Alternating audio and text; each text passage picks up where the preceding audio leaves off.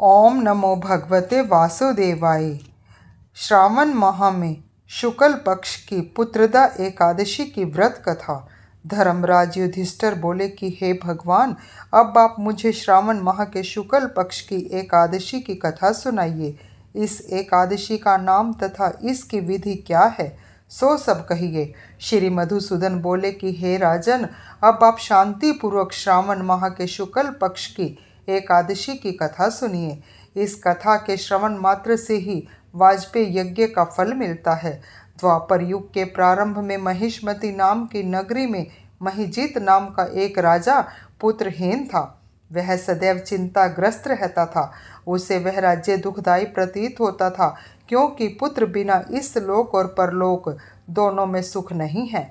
राजा ने पुत्र की प्राप्ति के बहुत यत्न किए, परंतु वह निष्फल गए। जब वह राजा वृद्ध होने लगा तो उसकी चिंता भी बढ़ने लगी। एक दिन उस राजा ने प्रजा को संबोधन करके कहा कि ना तो मैंने अपने जीवन में पाप किया और ना अन्यायपूर्वक प्रजा से धन एकत्रित किया है, ना मैंने कभी देवता और ब्राह्मणों का धन छीना है और ना किसी की धरोहर ही ली है। मैंने प्रजा को सदैव पुत्र की तरह पाला है। मैंने अपराधियों को पुत्र और बांधवों की तरह दंड दिए हैं। मैंने कभी किसी से राग द्वेष नहीं किया, सबको समान माना है। इस प्रकार धर्म युक्त राज्य करने पर भी मैं इस समय महान दुख पा रहा हूँ। सो क्या कारण है, मेरी कुछ भी समझ में नहीं आ रहा है। राजा महिजीत की इस बात को विचारने के लिए मंत्रीगण आदि वन को गए। वहां वन में जाकर उन्होंने बड़े बड़े मुनियों के दर्शन किए। उस स्थान पर वयोवृद्ध और धर्म के ज्ञाता महर्षि लोमश के पास गए। उन सब ने जाकर महर्षि को यथा योग्य प्रणाम किया और उनके सम्मुख बैठ गए। उनसे विनय करने लगे कि हे देव, हमारे अहोभाग्य हैं कि हमें आपके दर्शन हुए।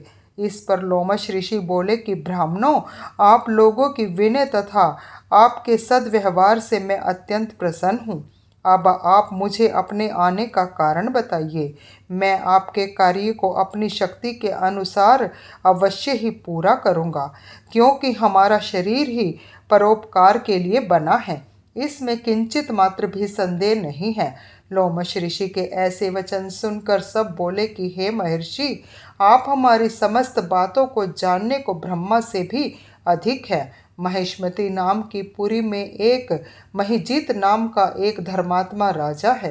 वह प्रजा का पुत्र की तरह धर्मानुसार पालन करता है, परंतु फिर भी पुत्रहीन है। इससे वह अत्यंत दुखी रहता है। हम लोग उस राजा की प्रजा हैं, क्योंकि प्रजा का यह कर्तव्य है कि राजा के सुख में सुख माने और उसके दुख में दुख माने। हमको उसके पुत्रहीन होने का अभी तक कारण प्रतीत नहीं हुआ। अब जब से आपके दर्शन करे हैं, हमको पूर्ण रूप से विश्वास है कि हमारा कष्ट अब अवश्य ही दूर हो जाएगा। अतः अब आप हमको राजा के पुत्र होने का उपाय बताइए। इस पर लोमश ऋषि ने एक क्षण के लिए नेत्र बंद किए और राजा के पूर्व जन्मों का विचार करने लगे। विचार करके बोले कि हे ब्राह्मणों, यही राजा पिछले जन्म में अत्यंत निर्धन था तथा बुरे कर्म किया करता था। एक गांव से दूसरे गांव को घूमा करता था। एक दिन ज्येष्ठ मास के शुक्ल पक्ष की द्वादशी के दिन, जो कि यह 2 दिन से भूखा था, दोपहर के समय एक जलाशय पर पानी पीने गया। उसी समय की ब्याई हुई प्यासी गो जल पी रही थी। राजा ने उसको प्यासी ही हटा दिया और स्वयं जल पीने लगा। हे ब्राह्मणों, इसीलिए राजा को यह दुख भोगने पड़ रहे हैं। एकादशी के दिन भूखा रहने से उसको राजा होना पड़ा और प्यासी गौ को हटाने से पुत्र के वियोग का दुख भोगना पड़ा। इस पर सब लोग बोले कि हे महर्षि, शास्त्र में ऐसा लिखा है कि पुण्य से पाप नष्ट हो जाते हैं। इसीलिए कृपा करके आप राजा के पूर्व जन्म के पाप नष्ट होने का उपाय बतलाइए, क्योंकि इस पाप के क्षय होने से पुत्र रत्न की उत्पत्ति होगी। ब्राह्मणों के ऐसे वचनों को सुनकर लोमश ऋषि बोले कि हे ब्राह्मणों, यदि श्रावण माह की शुक्ल पक्ष की पुत्रदा एकादशी को तुम सब लोग व्रत करो और रात्रि को जागरण करो और उस व्रत का फल राजा को प्रदान कर दो, तो तुम्हारे राजा को पुत्र रत्न पैदा होगा। मंत्रियों सहित समस्त प्रजा महर्षि लोमश ऋषि के वाक्यों को सुनकर प्रसन्नता पूर्वक अपने नगर को वापस आई।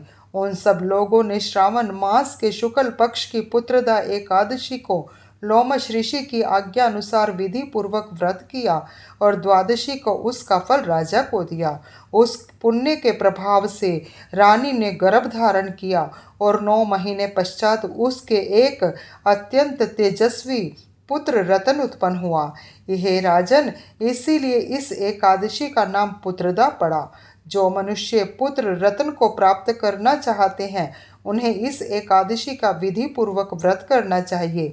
इस व्रत के प्रभाव से इस लोक में सुख और परलोक में स्वर्ग मिलता है। जय श्री कृष्ण।